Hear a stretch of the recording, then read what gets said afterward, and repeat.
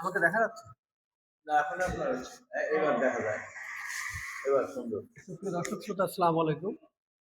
1971 মহান মুক্তিযুদ্ধের আলোচনার ধারাবাহিকতায় আমরা আজকে এসেছি যশোর জেলার সীমান্তবর্তী বেনাপোল এলাকার আমরা মুক্তিযুদ্ধের শার্শা উপজেলার বেনাপোল এলাকায় এই সীমান্তবর্তী একজন বীর মুক্তিযোদ্ধার সাক্ষাৎকার আমরা আজকে করব। আমরা চলে যাচ্ছি তার কাছে। আমাদের সাথে রয়েছেন একজন বীর মুক্তিযোদ্ধা, তিনি আমি বিনীতভাবে অনুরোধ জানাচ্ছি তার পরিচয় দিয়ে তার কথা শুরু করার জন্য।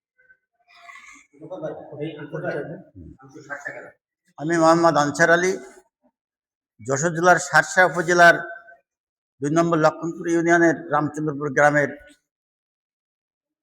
একজন বীর মুক্তিযোদ্ধা। 1971 সালে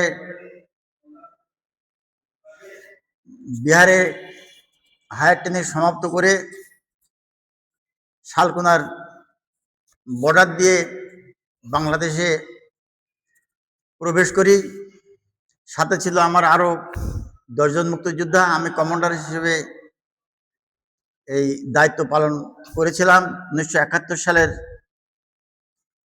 স্বাধীনতা যুদ্ধে অংশ নিয়েছিলাম।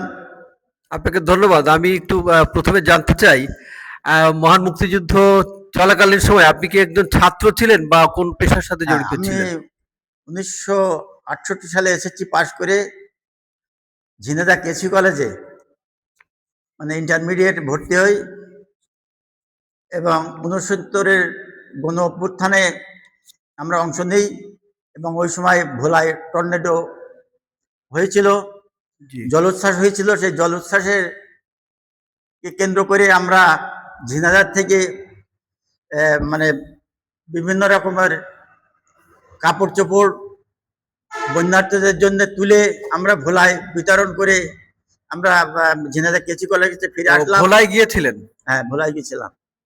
কেসি কলেজে ফিরে আসার পরে মানে 70 সালে নির্বাচন হলো। সেই নির্বাচনের কেন্দ্র করে নির্বাচনে যখন আওয়ামী লীগ এককভাবে প্রায় 98% ভোট পেয়ে মানে কি বলে একক সংখ্যাগরিষ্ঠতা অর্জন করে। হ্যাঁ, এখানে আমার একটু প্রশ্ন রয়েছে যে 70 সালের নির্বাচন যখন শুরু হলো বা প্রাককালে এক্সপেকটেশনটা কেমন ছিল? আসলে কি এমন সংখ্যাগরিষ্ঠতা পাওয়ার আশা ছিল বাঙালির মধ্যে? এরকমই প্রত্যাশা ছিল? নিশ্চয় পাওয়ার ছিল, কারণ বঙ্গবন্ধু শেখ মুজিবুর রহমান সাহেব উনি 6 দফা দিয়েছিলেন। সেই 6 দফাকে কেন্দ্র করে বাঙালি জাতি ঐক্যবদ্ধভাবে এককভাবে মোটামুটি ঐক্যবদ্ধভাবে নির্বাচন করেছিল। এদেশের আপামর জনসাধারণ আওয়ামী লীগকে সমর্থন করে এবং তাতে সংখ্যাগরিষ্ঠ লাভ করে। কিন্তু পশ্চিম পাকিস্তানিরা আমাদেরকে সে ক্ষমতা দেয় নাই। বারবার শেখ মুজিবুর রহমান আহ্বান করেছিল যে আমাদেরকে ক্ষমতা দেওয়া হোক, অধিবেশন করা হোক, কিন্তু তিনি দেন নাই। না দেওয়ার পরে 7ই মার্চে উনি ঐতিহাসিক ভাষণ দিয়েছিলেন পল্টন ময়দানে। ভাষণ দেওয়ার পরে সরোয়ার্দী উদ্যানে ভাষণ দিয়েছিলেন। এবারকার সংগ্রাম মুক্তির সংগ্রাম, এবারকার সংগ্রাম স্বাধীনতার সংগ্রাম।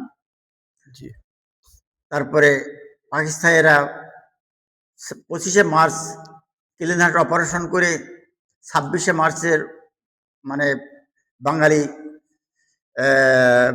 মানে ঢাকায় বাঙালিদের উপরে অতর্কিত হামলা করে। এই হামলায় বহু মানুষ নিহত হয় এবং বঙ্গবন্ধুকে পশ্চিম পাকিস্তানে ধরে নিয়ে যায়। উনাকে যখন ধরে নিয়ে গেল, বাংলাদেশের মানুষ একেবারে মানে এমন একটা দুর্বিষহর ভিতরে পড়লেন যে এখন নেতৃত্ব কে দেবে, কারা দেবে। এমন একটা সন্ধিক্ষণে ভেসে আসলো কালীরঘাট বেতার কেন্দ্র থেকে মেজর জেনারেল জিয়াউর রহমান সাহেব। উনি ভাষণ দিলেন যে আমি স্বাধীনতা ঘোষণা করছি বঙ্গবন্ধুর পক্ষ থেকে, এবং উনি 2বার ভাষণ দিয়েছিলেন। প্রথমে ইংরেজি ভাষণ দিয়েছিলেন বঙ্গবন্ধুর পক্ষ থেকে, বঙ্গবন্ধুর পক্ষ থেকে তিনি স্বাধীনতা ঘোষণা করতেছেন, এবং দ্বিতীয়বার তিনি বাংলায় ভাষণ দিয়েছিলেন। তো যাই হোক, আচ্ছা, এখানে একটা বিষয় আমরা জানি যে জিয়াউর রহমান যে ঘোষণাটা দেওয়ার কথা বলা হয়, যে প্রথমে তিনি প্রেসিডেন্ট হিসেবে ঘোষণা দিয়েছিলেন এবং পরবর্তীতে বঙ্গবন্ধুর পক্ষে দিয়েছিলেন, হ্যাঁ, বিষয়টি কি এরকমই ছিল? জি জি। মানে বুঝতে নিজেকে পেরেছেন? প্রেসিডেন্ট হিসেবে ঘোষণা দিয়ে এরকম করে ঘোষণা না, উনি দিয়েছিলেন? দিয়েছিলেন বঙ্গবন্ধুর গ্রেট লিডার। প্রথমে বঙ্গবন্ধুর পক্ষে দিয়েছিলেন হ্যাঁ, বঙ্গবন্ধুর পক্ষে দিয়েছিলেন। প্রথম থেকে? হ্যাঁ হ্যাঁ, আচ্ছা, বঙ্গবন্ধুর পক্ষই দিয়েছিলেন, যে বঙ্গবন্ধুর পক্ষ থেকে আমি স্বাধীনতা ঘোষণা ঘোষণা করতেছি, করছি। এই বলেছিলেন আর কি। বঙ্গবন্ধু কি তারপরে কোনো স্বাধীনতার ঘোষণা দিয়ে যেতে পেরেছিলেন কিনা আপনার? উনি 26শে মার্চ ওনার 26শে মার্চে আহ, অর্থাৎ গ্রেপ্তার হওয়ার প্রাককালে কোনো বার্তা দিতে পেরেছিলেন কিনা আপনারা? বঙ্গবন্ধু বার্তা মনে হয় সম্ভবত দিতে পারেননি।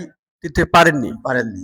কিন্তু একটা জিনিস যেটা আলোচিত হয় বা আমরা যে উনি ইপিআর কে একটি বার্তা দিয়েছিলেন বলে দাবি করা হয়, যে চট্টগ্রাম এরকম ইপিআর কে, আমাদের জানা এরকম নেই। আপনারা তখন কোনো কিছু জেনেছিলেন কিনা? পরবর্তী আমরা জেনেছিলাম যে বঙ্গবন্ধু উনি স্বাধীনতা ঘোষণা দিয়েছিলেন, কেউ বা কারোর মাধ্যমে আর কি, মেসেজের মাধ্যমে। এটা কি আপনারা তখন জেনেছিলেন? বা হ্যাঁ, না, পরে আমরা শুনেছি। পরে বলতে মুক্তিযুদ্ধের পরে নাকি মুক্তিযুদ্ধের পরে, মুক্তিযুদ্ধের পরে। মুক্তিযুদ্ধকালীন সময়ে না, আমরা শুনিনি। আপনারা কখনোই শোনেননি? মুক্তিযুদ্ধ শেষ হয়ে যাওয়ার পরে আমরা শুনেছি। তো মুক্তিযুদ্ধ চলাকালীন সময়ে বঙ্গবন্ধু যে গ্রেপ্তার হয়েছিলেন, এই সংবাদটা, গ্রেপ্তার হয়েছিলেন তো 25শে মার্চে রাতে, হ্যাঁ, আপনারা কবে জানলেন যে বঙ্গবন্ধু গ্রেপ্তার হয়েছেন? আমরা এটা জেনেছিলাম অনেক পরে। কত পরে? আনুমানিক ওই সময় আমরা পাকিস্তান, মানে ওই সময় ভারত ভাষণ দিয়েছিল, বঙ্গবন্ধু আমাদের কাছে আছে, বঙ্গবন্ধু আমাদের কাছে আছে। বঙ্গবন্ধু মানে উনি গ্রেপ্তার হয় নাই, উনি ভারতে ভারতীয় আছে। আকাশবাণী থেকে এরকম কথা? এরকম একটা নির্দেশ আমরা পেয়েছিলাম। আচ্ছা, আমরা ওইভাবেই ধরে নিয়েছিলাম, হ্যাঁ উনি তাহলে ওখানে আছে। মানে মানুষের অনুপ্রেরণার জন্য মনে হয় এরকম বলা হয়েছিল যে হ্যাঁ, বঙ্গবন্ধু। পরবর্তীতে আমরা জানতে পারলাম, 1-2 মাস পরে জানতে পারলাম যে ওনাকে মানে পাকিস্তানিরা নিয়ে গেছে আর কি, পাকিস্তানের কারাগারে। আচ্ছা আচ্ছা, পাকিস্তানের কারাগারে উনি আছেন। এটা কিভাবে জানতে পারলেন? ওটাই পরস্পর জানতে পারলাম আমরা। আমরা যেহেতু মুক্তিযোদ্ধা ট্রেনিং এ ছিলাম, আচ্ছা, প্রাথমিক ক্যাম্পে ছিলাম, মানে বনগাঁর চাপা বেড়ে ছিলাম। তারপর ওখান থেকে হায়ার ট্রেনিং এ গেলাম বিহারে, বিহারের চাকুলিয়া ক্যান্টনমেন্টে। মানে আমরা ট্রেনিং নিয়েছিলাম, আমরা একসাথে 200 জন গিয়েছিলাম। বিশেষ করে যশোর নড়াইল থেকে 200 জন আমরা ট্রেনিং নিলাম। এর থেকে জি, ট্রেনিং চাকুলিয়া এর ক্যাম্প আলোচনায় থেকে। আমরা যাব। আমি যেটা জানতে চাচ্ছি যে বঙ্গবন্ধু যে পাকিস্তানি কারাগারে বন্দী আপনারা যখন জানলেন, যে এটার কোনো প্রতিক্রিয়া ছিল কিনা আপনাদের মাঝে?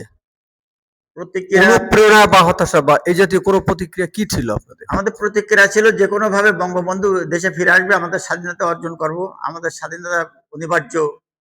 কারণ আমরা যেভাবে পাকিস্তানিদের বিরুদ্ধে প্রতিরোধ যুদ্ধ থেকে শুরু করে হাতিয়ার ট্রেনিং করে আমরা দেশ নিশ্চয়ই একদিন স্বাধীনতা অর্জন করবো, আমাদের দেশ এই দৃঢ়তা আপনাদের ছিল? ছিল। এবং বঙ্গবন্ধু ফিরে আসবে, হ্যাঁ, ওনাকে মানে হত্যা বা এরকম কিছু করতে পারবে না, এটা সেই সুযোগ থাকবে না। আচ্ছা, ঠিক আছে, ধন্যবাদ।